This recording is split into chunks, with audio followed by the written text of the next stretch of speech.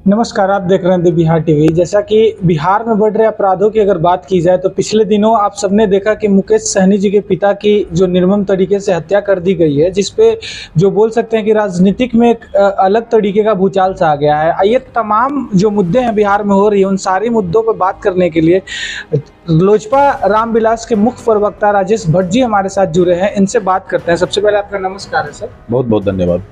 क्या कहिएगा, ये जो मुकेश सहनी जी के जो पिता है, पूर्व मंत्री रह चुके हैं, उनके पिता की जो निर्मम हत्या इस तरीके से कर दी गई है, एक मंत्री के पिता अगर सेफ नहीं है यहाँ, तो इस पे आपकी क्या राय है? ये देखिए, हत्या हत्या है, आम हो या खास हो, सबके लिए न्याय की व्यवस्था है। और मुकेश सहनी जी के पिताजी की निर्मम हत्या जिस रूप में की गई है वह बेहद ही दुखद है। और हमारी और हमारे पार्टी की ओर से मुकेश जी और उनके शोक संतप्त परिजनों के प्रति मेरी गहरी संवेदना है। लेकिन इतना हम आश्वस्त करना चाहते हैं कि अपराधी जमीन के अंदर भी होगा तो प्रशासन खोद निकालेगी। मैंने कल भी कहा था कई चैनलों पे, आज फिर से यह दोहरा रहा हूं कि आपने देखा कि कल हत्या हुई है और कल ही गिरफ्तारी हुई है। देखिए, ये सुशासन की सरकार है, जीरो टॉलरेंस की नीति के तहत जो है यहाँ काम की जा रही है। प्रशासन एक पल के लिए भी मोहलत नहीं देगा अपराधियों को। या तो अपराधी सलाखों के पीछे होंगे या राज्य से बाहर होंगे। एक तरफ सर आप कहते हैं कि सुशासन की सरकार है, लेकिन अगर देखा जाए तो सुशासन की सरकार अगर है तो यहाँ पे जो आए दिन जो घटनाएं हो रही है, जैसे अभी बीती रात की बात है कि छपरा में जो घटना घटी है कि एक लड़की, एक पिता, मतलब एक बेटी की पहले रेप कर दिया जाता है, फिर उसका बाप जब उसका विरोध करता है तो दो नाबालिग लड़की और उसके पिता तीनों की हत्या कर दी जाती है और माँ भी गंभीर रूप से घायल है। देखिए, ये पुलिस जो है अनुसंधान कर रही है और इसमें भी हम आपको फिर से कहना चाहेंगे कि इसमें भी संलिप्त दोषियों को गिरफ्तार पुलिस कर चुकी है, जिसने अपना जुर्म कबूला है।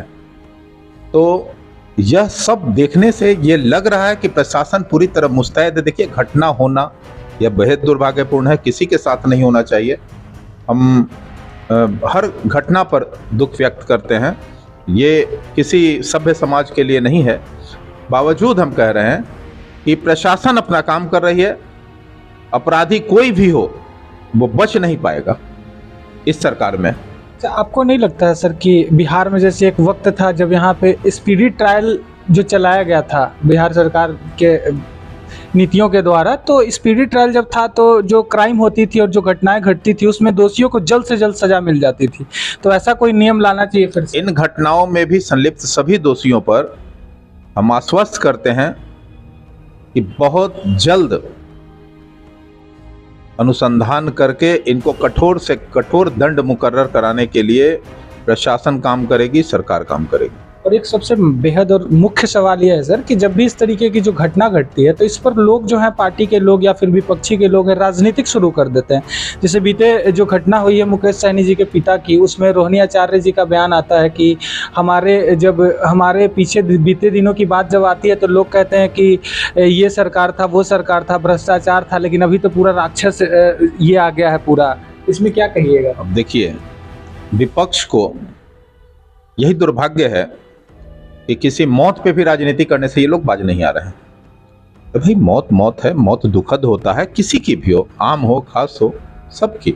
मुकेश सहनी गठबंधन में है, एक बड़े नेता हैं, बिहार के जाने माने चेहरे हैं, और उनके पिता के साथ ये घटना घटी है। उस पर कम से कम गठबंधन में रह के इस तरह की राजनीति से उन्हें बाज आना चाहिए। मौत पर राजनीति किसी को करने का नैतिक अधिकार नहीं है, और खासकर उन्हें नहीं है जो जंगल राज के वाहक थे। इन्हीं के ज़माने में, इन्हीं के शासनकाल में एक समय वो भी था कि बच्चों का अपहरण किसी से छिपा हुआ नहीं है, हत्याएं रोज होती थी और हत्यारा राजनीतिक संरक्षण में खुलेआम घूमता था। जंगल राज तो उसे कहा जाता है। और जंगल राज वाले लोग अब नैतिकता का पाठ पढ़ा रहे हैं, ये बेहद दुखद है। कम से कम हम पार्टी की ओर से उन्हें सचेत करना चाहते हैं कि कम से कम ऐसी दुखद घटनाओं पर राजनीति ना करें। लेकिन विपक्षी की अगर माने तो उन लोगों का कहना है कि जितनी सुख सुविधाएं पहले पुलिसों के पास या फिर जो भी चीज़ें हैं इन सब चीज़ों के पास नहीं थी, आज के मुकाबले अगर पहले के मुकाबले देखा जाए तो आज सारी सुख सुविधाएं पुलिस के पास हो गई है, सब तमाम जो चीज़ें होनी चाहिए वो है, फिर भी अपराधियों को जो है सज़ा दिलवाने में बहुत ज़्यादा वक्त लग जाता है। देखिए, सुख सुविधा पुलिस को अगर सारे संसाधन दिए गए हैं, इसी का तो परिणाम है कि घटना के दिन ही जो है दोषी गिरफ्तार हो जाते हैं। कई तरह के अनुसंधान के अभी तरीके अपनाए गए हैं, एफएसएल की टीम है, कई ऐसे पुलिस विभाग को नई तकनीक दी गई है जिससे अपराधी तुरंत पकड़े जा रहे हैं। तो यह अपने आप में बताता है कि यह सुशासन का राज है। भाई, अपराधी बच तो नहीं रहा है ना, खुलेआम घूम तो नहीं रहा है, सत्ता का संरक्षण तो उसे प्राप्त नहीं है।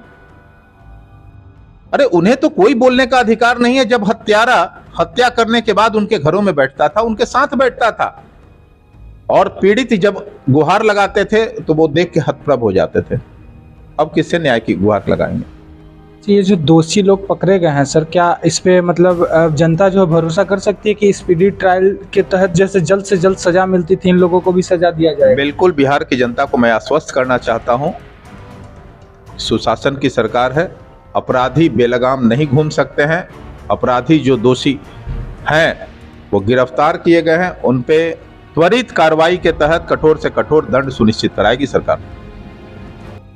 जैसा कि हमारे साथ लोजपा रामविलास के मुख्य प्रवक्ता राजेश भट्ट जी मौजूद थे और इन्होंने बताया कि जो भी दोषी हैं किसी को भी बख्शा नहीं जाएगा और जल्द से जल्द सब पे कार्रवाई की जाएगी। और मुकेश सहनी जी के जो पिताजी के साथ जो घटना घटी है उसके लिए भी उनके जो दोषी हैं उनके लिए भी इन्होंने मांग की है सरकार से, और ये खुद अभी जिस सरकार जो भी चल रही है एनडीए की, उसमें इनकी भी भागीदारी है, तो इनका कहना है कि जल्द से जल्द दोषियों की ऊपर जो है कार्रवाई की जाएगी। तमाम बाकी आप लोगों को क्या लगता है, हमारे साथ अपनी विचारधारा जरूर शेयर कीजिएगा और देखते रहिए द बिहार टीवी। जय हिंद।